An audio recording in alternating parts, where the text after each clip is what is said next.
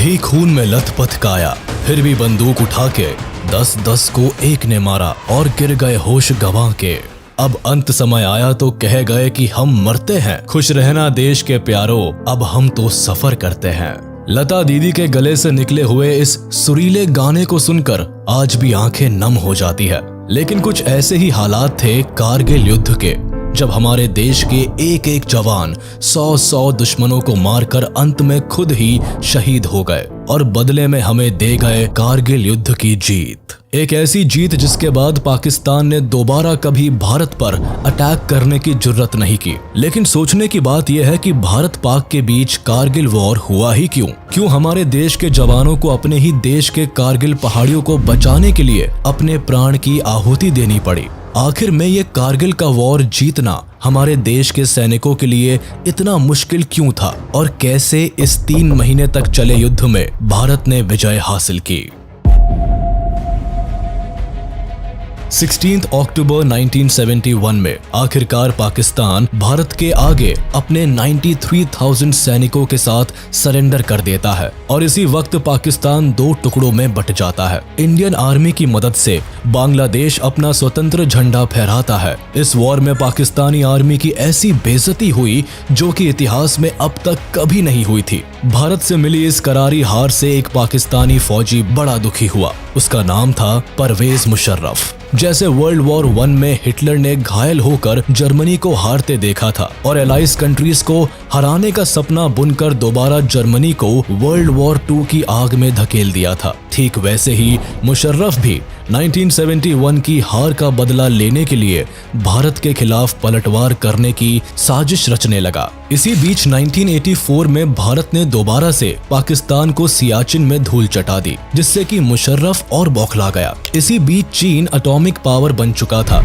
और पाकिस्तान भी चीन की मदद से एटम बम बनाने की कोशिश में लगा हुआ था। पड़ोस में बढ़ते खतरे को देख भारत 1998 में दूसरी बार 11 और 13 मई को एटॉमिक बॉम्ब की सक्सेसफुल टेस्टिंग करता है और इसके कुछ ही दिन बाद पाकिस्तान भी परमाणु परीक्षण कर लेता है। अब दोनों ही देश एटॉमिक पावर की लिस्ट में शामिल थे और अगर 2 परमाणु संपन्न देश के बीच वॉर होता तो ये वॉर बहुत ही घातक हो सकता था। इसीलिए इस सिचुएशन को समझते हुए प्रधानमंत्री अटल बिहारी वाजपेयी 19 फरवरी 1999 को दिल्ली से लाहौर की बस यात्रा करते हैं और पाकिस्तानी प्राइम मिनिस्टर नवाज शरीफ के साथ 21 फरवरी 1999 को हिस्टोरिकल लाहौर डिक्लेरेशन को साइन करते हैं। जब अटल बिहारी वाजपेयी जी लाहौर में बस से उतरे तो उनका बहुत ही गर्मजोशी से स्वागत किया गया और उनको 21 तोपों की सलामी दी गई। लेकिन कोई भी इंडियन ये नहीं जानता था कि यही तोपें ठीक 3 महीने के बाद भारतीय सैनिकों के सीने पर गिरेंगी। 1998 के दौरान जब मुशर्रफ पाकिस्तान आर्मी चीफ बना तो उसने भारत के खिलाफ ऑपरेशन बद्र को लॉन्च करने का प्लान बनाया। इस ऑपरेशन के तहत पाकिस्तानी आर्मी का मकसद नेशनल हाईवे 1A पर कब्जा करके सियाचिन ग्लेशियर में इंडियन मिलिट्री पोजीशंस को वीक करना था और साथ ही सियाचिन से इंडियन आर्मी की सप्लाई चेन को कट ऑफ करना था। पाकिस्तानी मिलिट्री चाहती थी कि जिस तरह पाकिस्तान ने बांग्लादेश को खोया था उसी तरह भारत भी लद्दाख से हाथ धो बैठे और कश्मीर विवाद में भारत का पलड़ा कमजोर पड़ जाए। ऐसे में नेगोशिएट करते हुए लद्दाख के बदले भारत पाकिस्तान को कश्मीर देने के लिए राजी हो जाए। अपने इन्हीं मंसूबों को हकीकत में बदलने के लिए परवेज मुशर्रफ पाकिस्तानी प्रधानमंत्री नवाज शरीफ को बिना बताए कारगिल क्षेत्र में इन्फिल्ट्रेट करवा देता है। कारगिल के बटालिक टाउन के एक लोकल शेपर्ड ताशी नामग्याल अपनी खोई हुई याक खोजने के लिए निकले थे। दूरबीन से देखने पर उन्हें पठानी ड्रेस पहने कुछ लोग पहाड़ी रीजन में पत्थर तोड़कर बंकर बनाते हुए दिखे, जिनके पास हथियार भी थे। ताशी को डाउट हुआ कि ये लोग LOC के उस पार से आए हैं, इसीलिए ये खबर उन्होंने जल्द ही इंडियन आर्मी के नियरेस्ट पोस्ट को दी। इस इन्फिल्ट्रेशन को चेक करने के लिए जब इंडियन आर्मी ने अपने जवानों को भेजा तो इंडियन ट्रूप्स को लगा कि ये इन्फिल्ट्रेटर्स मुजाहिदीन है। लेकिन 5 मई को पाकिस्तानी आर्मी ने कारगिल में भारत के एम्यूनेशन डंप को निशाना बनाया और उसे डिस्ट्रॉय कर दिया। 10 मई तक इंडियन आर्मी जान गई थी कि पाकिस्तान की तरफ से द्रास, कक्सर और मुश्को सेक्टर्स में भारी इन्फिल्ट्रेशंस हुई है और हर इलाके में इनकी टैक्टिक्स में बदलाव से इंडियन आर्मी ये भी समझ गई थी कि ये काम मुजाहिदीन का नहीं बल्कि पाकिस्तानी आर्मी का है।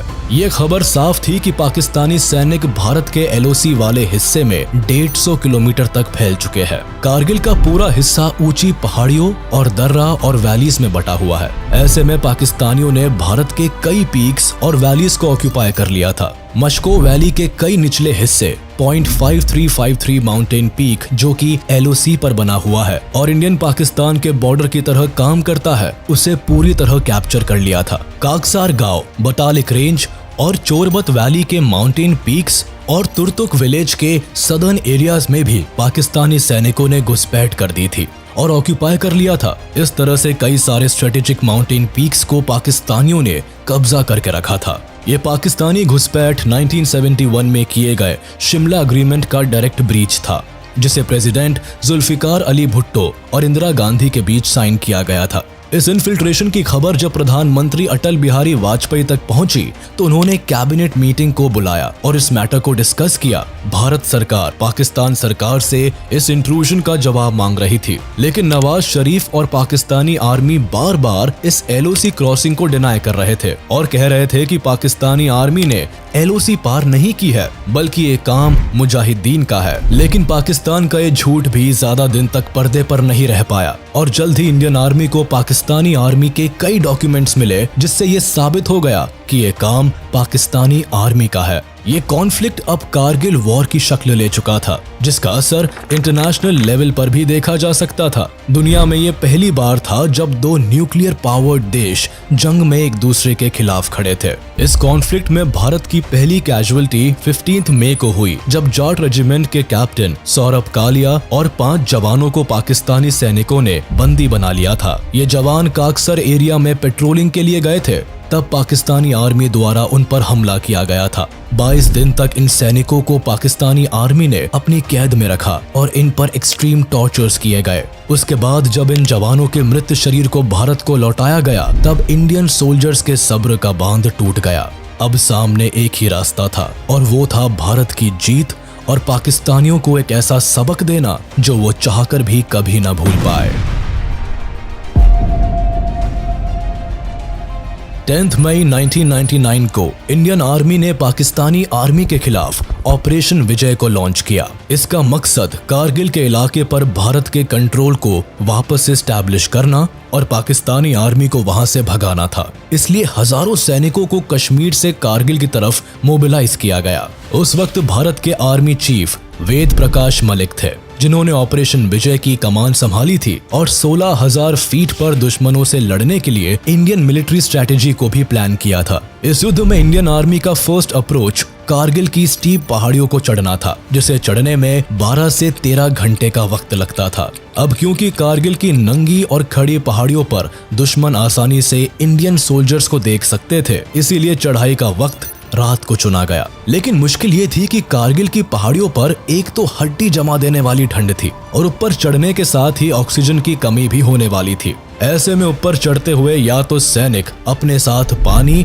और खाना ले जा सकते थे या तो वेपन्स लेकर दुश्मनों को खदेड़ सकते थे। इन सब के अलावा अगर थोड़ी भी लापरवाही होती तो ऊपर बैठे दुश्मन आसानी से इंडियन आर्मी पर धावा बोल सकते थे। लेकिन हमारे जाबाज ऑफिसर्स और सोल्जर्स हर सिचुएशन के लिए तैयार थे।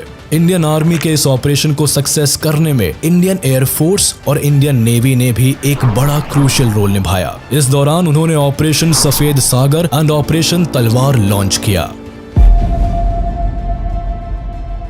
25 मई को कैबिनेट कमेटी ऑन सिक्योरिटी ने इंडियन एयरफोर्स को अटैक के लिए गो अहेड दिया और 26 मई को इंडियन एयरफोर्स ने ऑपरेशन सफेद सागर को लॉन्च किया।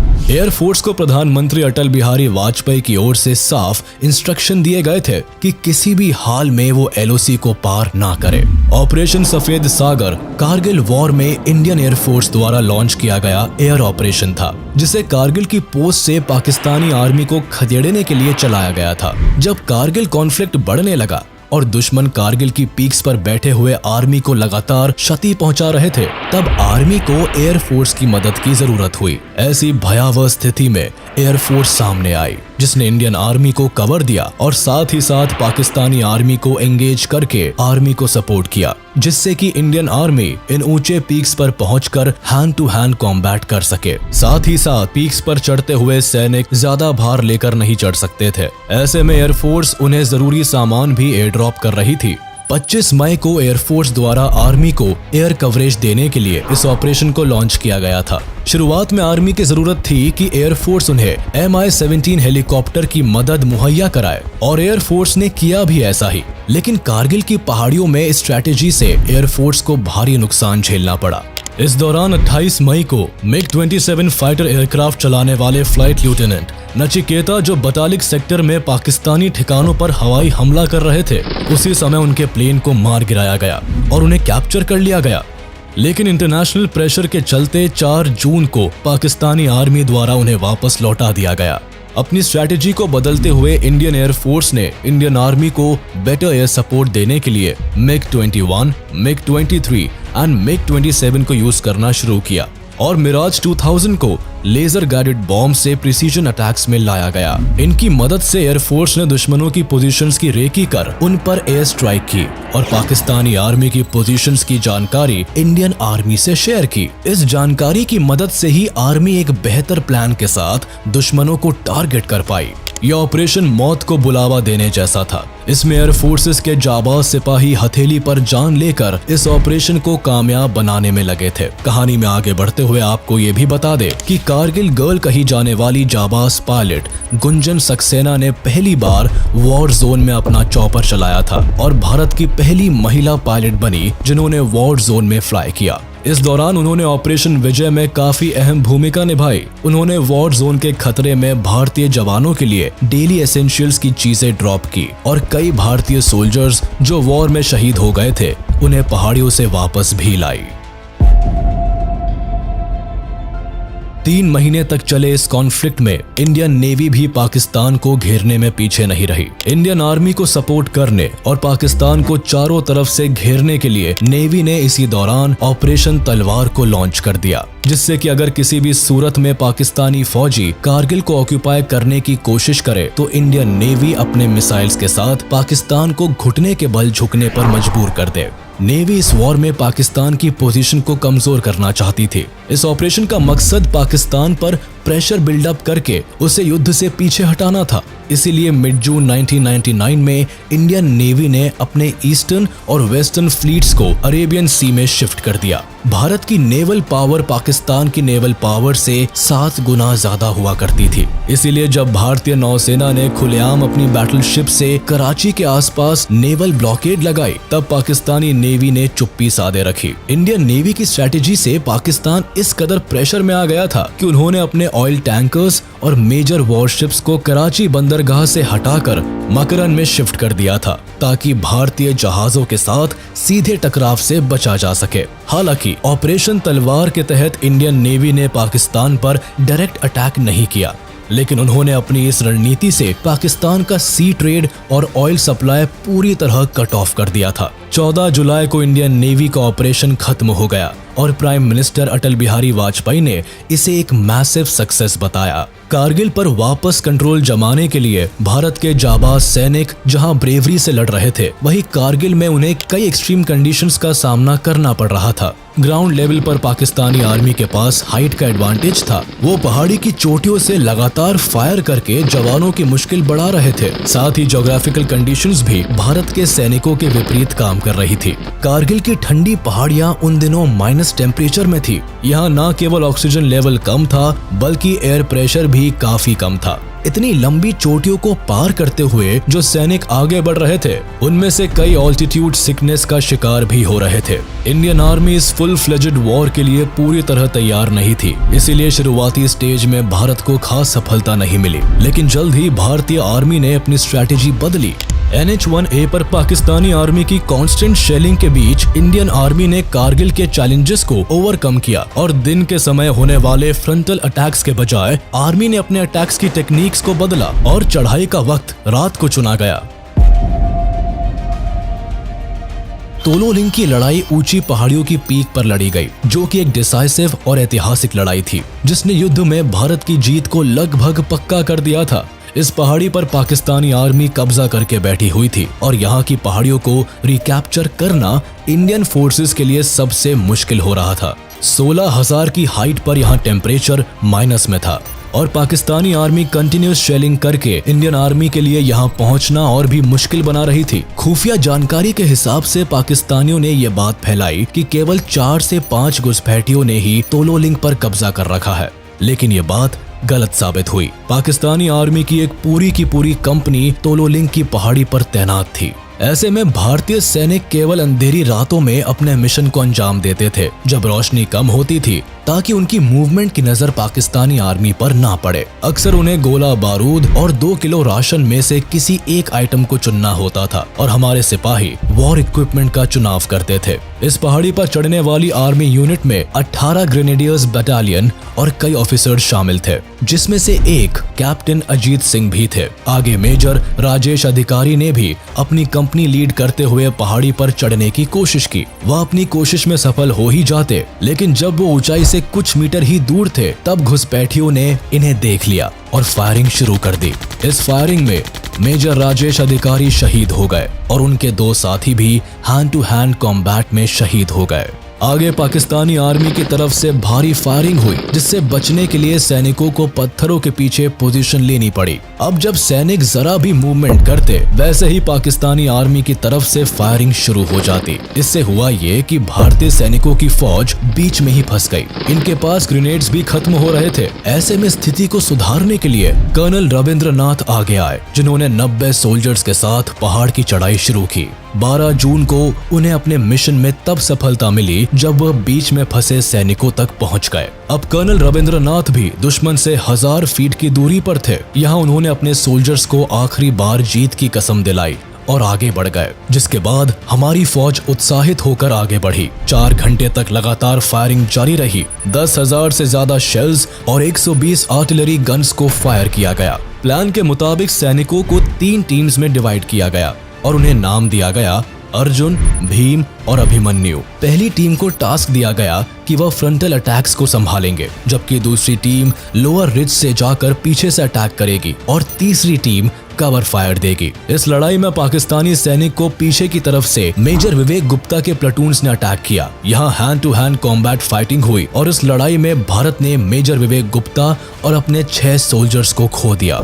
लेकिन इन सभी सैनिकों की कुर्बानी जाया नहीं गई और भारत ने वापस तोलोलिंग पर अपना कंट्रोल जमा लिया। इस लड़ाई में हम जीत तो गए, लेकिन भारत माता ने अपने कई लाल इस युद्ध में खो दिए। इसके बाद इंडियन फोर्सेस ने कसम खाई कि अब चाहे कोई भी महीना क्यों ना चल रहा हो, इस युद्ध का अंत होकर ही रहेगा। टाइगर हिल और तोलोलिंग पर कब्जा जमाकर सेकंड राजपुताना राइफल्स ने यह साबित कर दिया था कि युद्ध की परिस्थिति जैसी भी हो, भारतीय सिपाही अपने खून से अपनी जीत का इतिहास लिखेंगे। 13 जून को एक तरफ जहां भारत ने तोलोलिंग पर एक बड़ी विक्ट्री हासिल कर ली, वहीं 15 जून को अपनी डूबती हुई नाव को बचाने के लिए पाकिस्तानी पीएम नवाज शरीफ युद्ध में सीज फायर के लिए अमेरिका का दरवाजा खटखटा रहे थे। एक तरफ वह मानने को तैयार नहीं थे कि ये काम पाकिस्तानी सेना का था, वहीं दूसरी तरफ उनकी मांग थी कि अमेरिका युद्ध में दखलंदाजी करके पाकिस्तान का साथ दे। मगर इन हरकतों से पाकिस्तान की इंटरनेशनल इमेज अब बाकी देशों को भी साफ हो गई थी।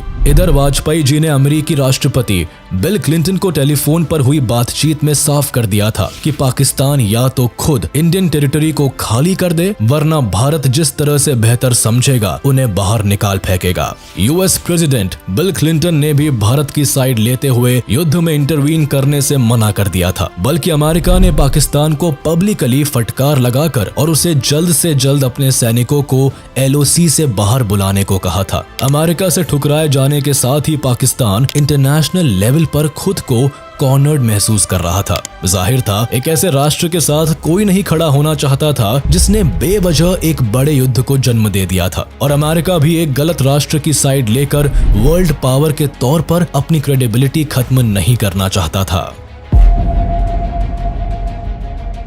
इधर जंग के मैदान में तोलो लिंग पर मिली सफलता के बाद भारतीय सैनिक अब रुकना नहीं चाहते थे। उन्हें अपने एक एक भाई के शरीर से गिरी हुई खून की हर बूंद का हिसाब लेना था। फिर क्या था, तोलो लिंग के नॉर्थ में एक और ऊंची पहाड़ी थी जिसे नाम पॉइंट 5140 दिया गया था। इसकी ऊंचाई 17,000 फीट थी। इसके अलावा तोलो लिंग और पॉइंट 5140 के बीच 10 हाई ग्राउंड्स थे जिन्हें हम्स कहा जाता था। इंडियन आर्मी द्वारा इन हम्स को तो कैप्चर कर लिया गया था, लेकिन पॉइंट 5140 को वापस पाना अभी बाकी था और इसे वापस रिकैप्चर करने का task lieutenant colonel Yogesh Kumar Joshi को सौंपा गया था। इसके बाद सोल्जर्स के 2 ग्रुप्स को फॉर्म किया गया, जिसमें एक ग्रुप की कमान लेफ्टिनेंट संजीव सिंह जम्वाल को सौंपी गई। वहीं दूसरे ग्रुप को लीड कर रहे थे लेफ्टिनेंट विक्रम बत्रा, जिनका कोड नेम था शेरशाह। इनका प्लान था कि हिल्स को 2 डिफरेंट डायरेक्शन से क्लाइम किया जाए। 20 जून को दोनों ग्रुप्स ने चढ़ाई शुरू की और दोनों ग्रुप्स अपने इस ऑपरेशन में सक्सेसफुल रहे। लेफ्टिनेंट विक्रम बत्रा की कमांड में उनके ग्रुप ने फ्रंटल अटैक संभाले और हैंड टू हैंड कॉम्बैट में उन्होंने 4 दुश्मनों को ढेर कर दिया। कई घंटों के हैवी कॉम्बैट के बाद पॉइंट 5140 को इंडियन सोल्जर्स ने कैप्चर कर लिया और अपने विक्ट्री सिग्नल के तौर पर विक्रम बत्रा ने ये दिल मांगे मोर सिग्नल भी दिया। पॉइंट 5140 पर विक्ट्री भारत के लिए एक बहुत बड़ी डिप्लोमेटिक जीत थी। इस पॉइंट से पाकिस्तान के कई डॉक्यूमेंट्स भी रिकवर किए गए थे, जिससे ये सच भी सामने आ गया था कि इस युद्ध में पाकिस्तान अपनी इज्जत बचाने के लिए अब तक केवल झूठ बोल रहा था। भारत की ऊंची पहाड़ियों पर जैसे जैसे इंडियन आर्मी का कब्जा हुआ, वैसे वैसे पाकिस्तान न केवल युद्ध के मैदान में कमजोर पड़ रहा था, बल्कि इंटरनेशनली भी उसकी स्थिति कमजोर पड़ती जा रही थी। 2 जुलाई को पाकिस्तानी पीएम नवाज शरीफ ने अमेरिकन प्रेसिडेंट बिल क्लिंटन से कारगिल वॉर को रोकने के लिए मदद मांगी थी, जिस पर अमेरिका ने नवाज शरीफ को साफ कर दिया था कि इसके लिए पाकिस्तान को LOC से अपनी सेना को हटाना होगा और कश्मीर मामले में अमेरिका पाकिस्तान की कोई मदद नहीं करेगा। 3 जुलाई को नवाज शरीफ अमेरिका गए और 4 जुलाई को अमेरिकन प्रेसिडेंट बिल क्लिंटन के साथ मीटिंग करने के बाद वह LOC से अपनी सेना हटाने के लिए राजी हो गए। दूसरी तरफ इस युद्ध में अमेरिका का इन्वॉल्वमेंट इसीलिए भी ज्यादा था क्योंकि अमेरिका की खुफिया एजेंसी CIA ने अमेरिकी सरकार को जानकारी दी थी कि पाकिस्तान अपने न्यूक्लियर हथियारों को मूव कर रहा है। ऐसे में अमेरिका को डर था कि अगर ये युद्ध लंबा चला तो पाकिस्तान कहीं इस जंग को न्यूक्लियर वॉर में ना बदल दे। इसीलिए अमेरिका की तरफ से पाकिस्तान पर कारगिल से पीछे हटने का प्रेशर था। टेक्निकली ये युद्ध 4 जुलाई को खत्म हो चुका था, जब पाकिस्तान कारगिल से अपनी सेना हटाने के लिए तैयार हो गया था। लेकिन ग्राउंड रियलिटी काफी अलग थी। पाकिस्तान के सैनिक अब भी भारत की चोटियों को छोड़कर नहीं गए थे और उनकी तरफ से अभी भी भयंकर जवाबी हमले हो रहे थे। कई जगह पर पाकिस्तानी सैनिक कुछ चौकियों से पीछे हट जाते थे, लेकिन वो दूसरी चौकियों पर कब्जा कर लेते थे। ऐसे में उन्हें भारतीय सरजमीन से बाहर फेंकना इंडियन एयरफोर्स और इंडियन आर्मी पर निर्भर करता था। 4 जुलाई को जहां डिप्लोमेटिकली पाकिस्तान इस युद्ध से पीछे हट गया था, वहीं जंग के मैदान में भारतीय जवानों की बहादुरी से भारत टाइगर हिल को भी कैप्चर करने में सफल हो गया था। टाइगर हिल 17,000 फीट की एक ऊंची चोटी थी जो कि द्रास रीजन को डोमिनेट करती थी। इस चोटी पर बैठे सैनिक द्रास की हर छोटी बड़ी एक्टिविटी पर नजर रख सकते थे। हालांकि मई के महीने में भी भारत ने इस पहाड़ी को कैप्चर करने की कोशिश की थी, लेकिन उस यूनिट को हेवी कैजुअलिटी झेलनी पड़ी थी। इसीलिए भारत ने कुछ हफ्तों तक टाइगर हिल को कैप्चर करने का कोई प्लान नहीं बनाया। लेकिन 3 जुलाई को भारतीय सैनिकों ने फिर टाइगर हिल को रिकैप्चर करने के लिए स्ट्रैटेजी बनाई। ये काम 18 ग्रेनेडियर्स और 8th बटालियन सिख रेजिमेंट को सौंपा गया। इससे पहले इंडियन एयरफोर्स 2 जुलाई को पहले ही दुश्मन के ठिकानों पर अपनी नजर गड़ा चुकी थी। फिर 3 जुलाई की रात को भारतीय सैनिकों ने टाइगर हिल की चढ़ाई शुरू की। अब क्योंकि टाइगर हिल की एक साइड पूरी तरह वर्टिकल थी, इसीलिए इंडियन आर्मी ने रणनीति बनाई कि वह मल्टी डायरेक्शनल असॉल्ट का सहारा लेगी, यानी ट्रूप्स का एक ग्रुप वर्टिकल साइड से पहाड़ी की चोटी पर चढ़कर घुसपैठियों को सरप्राइज करेगा। वही 8 सिख सामने से अटैक कर अपने मिशन को अंजाम देंगे। आगे हुआ भी ऐसा ही। 18 ग्रेनेडियर्स की टीम ने रस्सी और माउंटेन इक्विपमेंट की मदद से इस मिशन को अंजाम दिया। इसमें 18 ग्रेनेडियर की घातक प्लाटून्स को लेफ्टिनेंट बलवंत सिंह लीड कर रहे थे। इन्होंने 4:30 बजे टाइगर हिल पर पहुंचकर दुश्मनों को सरप्राइज कर दिया था। दूसरी तरफ इंडियन एयरफोर्स की हेवी आर्टिलरी शेलिंग और एयर अटैक्स ने दुश्मनों की हालत को पहले ही खस्ता कर दिया था। इसीलिए जब hand to hand combat fighting हुई तो दुश्मनों ने अपने 12 साथियों को खो दिया था, जबकि भारत की तरफ से 6 कैजुअलिटीज हुई थी। घायल हुए सोल्जर्स में एक सैनिक 19 साल के योगेंद्र सिंह यादव भी थे, जिन्होंने खुद से इस मिशन पर जाने के लिए वॉलंटियर किया था। ये रोप को लीड करते हुए आगे बढ़ रहे थे, लेकिन दुश्मनों को इनके बारे में पता चला और उन्होंने मशीन गन एंड रॉकेट की फायरिंग से इन्हें घायल कर दिया। लेकिन जख्मी हालत में भी ये अपनी चढ़ाई कंटिन्यू करते रहे और दुश्मनों पर ग्रेनेड फेंका और 4 दुश्मनों को मार गिराया। इन्होंने अपने साथियों के साथ मिलकर दूसरे बंकर को भी निशाना बनाया। इनकी बहादुरी से मोटिवेट होकर बाकी सोल्जर्स में भी जोश आया, जिसके बाद सबने बहादुरी दिखाकर टाइगर हिल पर भी जीत का झंडा लहराकर भारत का सर फख्र से ऊंचा कर दिया। Battle of Tololing and Tiger Hill की जीत से जहां जवानों का मनोबल बढ़ गया था, वहीं भारत की इस जीत की खुशी को हर भारतीय मना रहा था। लेकिन कोई नहीं जानता था कि इस खुशी के साथ एक ट्रेजेडी भी देश का इंतजार कर रही है। इसकी शुरुआत 7 जुलाई 1999 को हुई, जब कैप्टन विक्रम बत्रा की लीड में जम्मू एंड कश्मीर राइफल्स को पॉइंट 4875 को कैप्चर करने के लिए भेजा गया। इस मिशन पर उनके बैटल कंपेनियन थे कैप्टन अनुज नायर। कैप्टन बत्रा ने इस मिशन में अपनी वीरता दिखाते हुए दुश्मनों को धूल चटा दी। फिजिकल फाइट में उन्होंने अकेले ही पाकिस्तानी फाइटर्स को मार गिराया। उनके शरीर पर लगी चोटों के बावजूद वो अगले दुश्मन की ओर बढ़े और उन पर ग्रेनेड फेंक कर दुश्मनों को साफ कर दिया। 7 जुलाई को मिशन ऑलमोस्ट कंप्लीट हो ही चुका था और भारत पॉइंट 4875 पर जीत जाहिर करने के लिए तैयार था। लेकिन इसी बीच कैप्टन बत्रा एक दूसरे सोल्जर लेफ्टिनेंट नवीन अनाबेरू को रेस्क्यू करने के लिए बंकर से बाहर निकले। तभी दुश्मन की गोली सीधे कैप्टन बत्रा की चेस्ट पर आकर लगी और भारत ने अपने वीर शेर शाह को खो दिया। भारत को पॉइंट 4875 पर जीत तो हासिल हुई, लेकिन इस जीत की कीमत देश को बहुत महंगी पड़ी। जम्मू एंड कश्मीर राइफल्स के 13th बटालियन के 24 साल के कैप्टन विक्रम बत्रा इस युद्ध में जीत तो गए, लेकिन एक घायल साथी को बचाने के दौरान उन्होंने अपनी जान गंवा दी। देश को जीत की खुशी देकर खुद कैप्टन बत्रा इतनी छोटी उम्र में चल बसे। भारत ने अपने 2 हीरोज कैप्टन बत्रा और कैप्टन अनुज नायर को खो दिया था। आज के दिन पॉइंट 4875 को बत्रा टॉप के नाम से जाना जाता है। पॉइंट 4875 की बैटल के साथ ही कारगिल में भारत की जीत भी तय थी।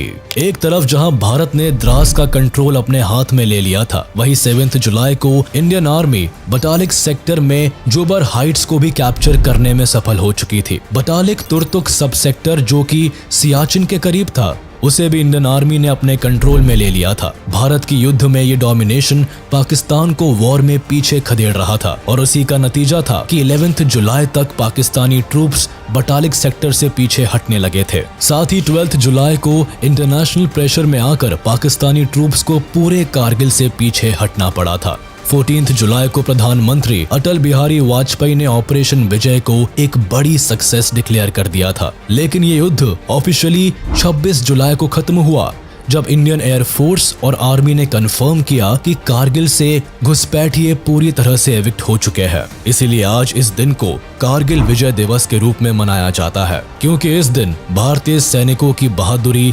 सैक्रिफाइस और दृढ़ निश्चय की बदौलत भारत को न केवल उसकी सरजमीन वापस मिली, बल्कि दुनिया भर ने भारत की मिलिट्री पावर का लोहा माना। इस हार से बौखलाए परवेज मुशर्रफ अक्टूबर के महीने में अपने ही देश के कॉन्स्टिट्यूशन को सस्पेंड कर देते हैं। वह देश में इमरजेंसी डिक्लेयर कर देते हैं और पीएम नवाज शरीफ का तख्ता पलटकर खुद पाकिस्तान के प्रेसिडेंट बन जाते हैं। बाद में एक खुलासा भी होता है कि इस युद्ध के chief strategist Pakistani general Parvez Musharraf थे। कारगिल में जीत के लिए भारत को captain Vikram Batra, lieutenant Manoj Kumar Pandey, major Rajesh Singh Adhikari और मेजर विवेक गुप्ता के साथ साथ सैकड़ों बहादुर जवान को खोना पड़ा। युद्ध के बाद captain Vikram Batra, lieutenant Manoj Kumar Pandey, major Rajesh Singh Adhikari, major Vivek Gupta, rifleman Sanjay Kumar और ग्रेनेडियर योगेंद्र यादव को हाईएस्ट गैलेंट्री अवार्ड परमवीर चक्र से सम्मानित किया गया। आज भले ही ये जवान हमारे साथ नहीं है, लेकिन कारगिल की ऊंची चोटियां आज भी इनके बहादुरी के किस्से सुनाती शान से भारत के बॉर्डर की रखवाली करती है।